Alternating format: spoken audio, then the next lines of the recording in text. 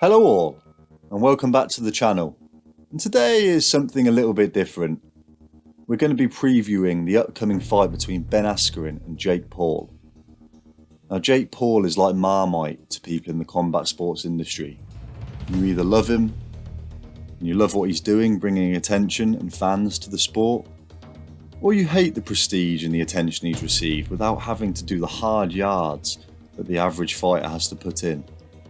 But this is a unique situation, and it's the first time we've seen someone with the presence on social media that JakePaul has step up into the fight game. If you enjoy this video, then please hit the thumbs up and subscribe to the channel. We appreciate the support. Now, first let's look at his opponent, Ben Askren. Ben Askren is a retired professional mixed martial artist. Askren was the former Bellator and one welterweight champion before going on to compete in the UFC. Askren is a former Olympian in the sport of wrestling, and in MMA his whole style revolved around his grappling prowess. His stand-up was always about survival and navigating the ranges before he took the fight into his realm, the grappling realm. There is no doubt that Askren was an outstanding grappler in the sport, and this is where JakePaul has potentially been clever in fighting Askren. After KOing Gibb and Nate Robinson, there was a demand to see him fight a quote-unquote real fighter. If he was going to call himself a real fighter, he had to do this. Now Ben Askren is a real fighter, but he is not a proficient stand-up fighter. So bringing him in to the boxing world where you have limited weapons and he can only use his two fists could be seen as a little counterfeit. But there is always more than meets the eye in the combat sports world, and it's always about more than just the weapons being used. Askren's argument is that he is a multi-sport world-level competitor. He's a member of the Rufus Sports Academy, trained by Duke Rufus, who was a striking legend in Muay Thai and kickboxing. Brother of Rick Rufus, another American kickboxing legend. Askren's a long-time training partner of great strikers like the Pettis brothers and Tyron Woodley. In MMA he fought the likes of Douglas Lima, Shinya Aoki, Robbie Lawler, and his only real knockout loss was to Jorge Masvidal. And the argument is that if he can come through fire against some of the competitors that he has faced, then surely he can certainly do it against a man that he deems a novice, an amateur. What we can be sure about is that Askren is going to be well versed at measuring distance, avoiding punches. He's teak tough, and we have seen him badly hurt in fights and push through that adversity to keep on fighting. We also do know his cardio will be good enough to last the fight and push hard in the fight. And we also know that he's comfortable dealing with the pressure, the limelight, and the adrenaline that comes with a fight where the whole world is watching. He's done it before. Also, he used his grappling style so heavily in MMA because, he was an ex-Olympian. That was his bread and butter. He moulded his game around what worked for him, and not because he couldn't strike. Surely, if a world-class athlete puts more time into selected weapons and a smaller range of movements, they will improve at an exponential rate. Most of the combat sports world thinks so.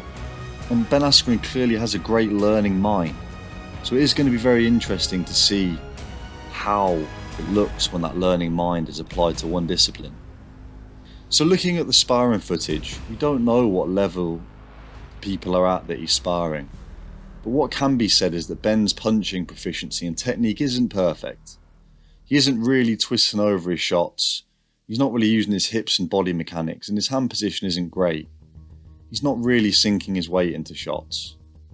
He's not really remarkably quick, but I think this is because of the style he is choosing to punch with.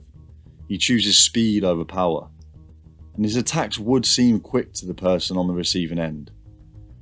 It seems his strategy in the fight will be to land less powerful punches, but a lot of them, aiming for a cumulative effect rather than stopping his man with one toe-curling shot. But what we do see with him, and what I want you to consider, he's controlling the pace, he's controlling the range of the action. He does this with his control game around the punches. He likes to put his hands out like antennas. He frames with his arms and head, and he kills and creates distance between him and his target in ways that are advantageous to him. These skills have translated very well from his grappling background, and it is another element to the game that MMA fighters have, even if they have never boxed. Someone may be better at punching, but if all their work will be smothered, what good are them punches? And now taking a look at JakePaul. JakePaul is an internet sensation, and he is now calling himself a boxer/fighter. But how valid is this claim? Well, he's had 3 fights thus far. One against Deji, the brother of KSI, who was undersized and another novice fighter at the time. He had a fight against Anisan Gibb, who was undersized and overmatched in terms of skill level. And the last fight he has was against Nate Robinson, an ex-basketball player who has been an athlete, but never a fighter. Now what we can see is that Jake is powerful and fast. He's also bigger than Askren. When we see him hitting the pads, he is turning his shots over correctly, and he clearly works very, very hard. He's fast for sure, but likes to load up, and it's almost like he's fallen in love with his power. Even though in the Nate Robinson fight he wasn't up against a fighter, one thing that Jake did do well is he managed to catch Nate Robinson on the way in, and this shows that he has good timing. And he also knocked Nate Robinson out and down while going backwards, which is not an easy thing to do. So if we look at particular sparring sessions, we see JakePaul attack well and pour it on and overwhelm people very well. Now these are only finishing highlights, but we aren't really seeing him work on his skills or defense, all because of the intensity of the sparring. And this is the problem with hard sparring. Yes, it's good for conditioning and killer instinct, but it is not good for developing areas of your game. Yes, he could be doing all these things behind closed doors, but we just haven't seen it, and we have to go off the footage that we can see. We also have no information about the skill level of the people that he's sparring. The general consensus is that they are poor, but I don't really agree. Some of them look quite poor, but others look good. For example, one of the fighters that he's sparring against is defending himself intelligently. He's bobbing and weaving. And even if the others are walking onto shots, it still doesn't look like that unless you can time a shot. So I'm impressed with his punching ability, his timing and his technique with his punching. But as I kind of mentioned, we aren't really seeing him work on the fluidity of his shots against a live opponent. He likes to load up a lot. And we aren't seeing him move his head too much, move his feet really. He's not really catching or parrying shots. And we're not really seeing him deal with any offense back when his opponent is first to the punch. And we're not really seeing people counter Jake. He's just managing to get off punches over and over again. No one is trying to tie him up. And that could be a big mistake as he is fighting a grappler. When we look at him doing pad work, we do see him catching shots, countering, moving his head. But this is happening on the pads and not in live sparring that we've seen. When he is punching the bag, his hands do tend to drop a little bit. And this does show me that he isn't under fire a lot. Or he isn't really getting caught a lot. Now, the reason I'm saying this is because if you're getting countered a lot, you become defensively responsible very quickly. And it's as simple as this: you will get countered if the other person has the ability to do it and your hands aren't in the right position.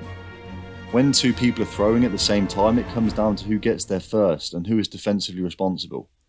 So no matter the level of his sparring partners, they just aren't really giving him the work that he needs if these tendencies are still shining through. JakePaul doesn't really need to throw another punch. He needs to have sparring partners put his hands all over him, control him, frame him, tie him up, clinch him.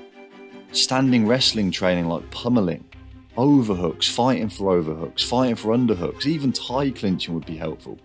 Because this is what Askren will be doing at some point in the fight, and Jake needs to be effective in them positions. Another thing we see that is concerning is that Jake's own hands sometimes clash when he's unloading at times. Now this can be symptomatic of someone that doesn't quite have the muscle memory and fluidity to move their hands in a way that their mind and effort levels desire. It's like he has put the car into fifth gear and revved the engine, but he hasn't quite got the proprioception to carry it out. And it's just something that typically happens when people start the game. They haven't really got used to picking their shots yet. They don't aim and fire, they just spray shots and hope. Now I would like to reiterate that JakePaul looks very good for the amount of time he's been training. And the mistakes he's making are typical of someone at his stage of training. And he's clearly developed good power and timing, which again isn't always typical for the stage he's at. But he's being held to a higher standard because of his mouth and the attention on him and his platform and the way he talks about himself and his ability. Now, Ben Askren is clearly smart.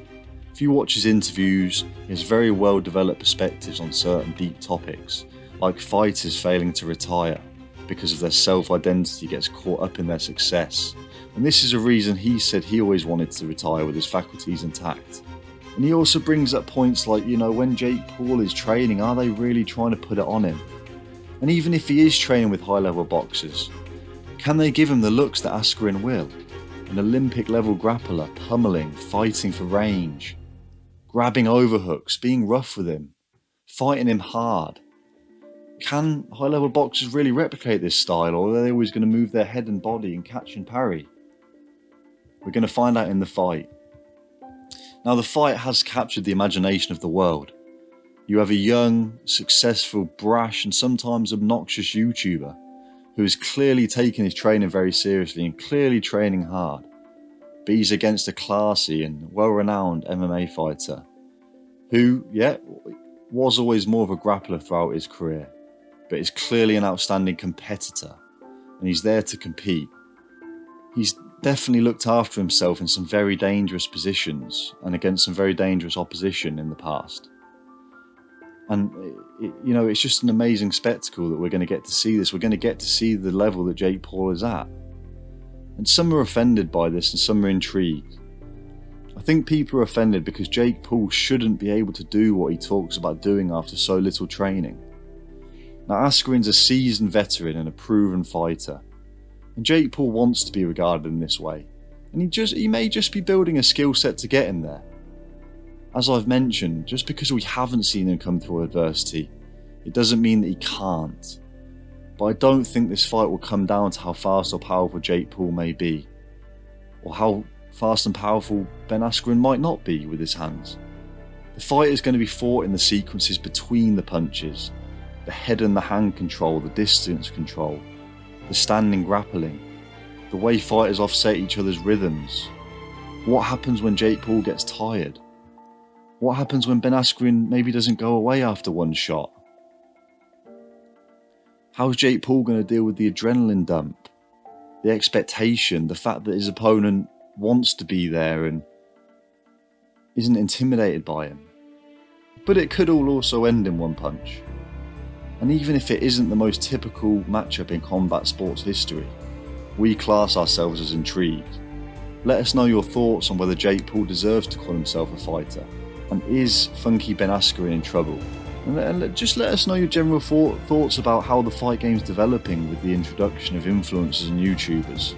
Is it good for the sport, or is it bad for the sport?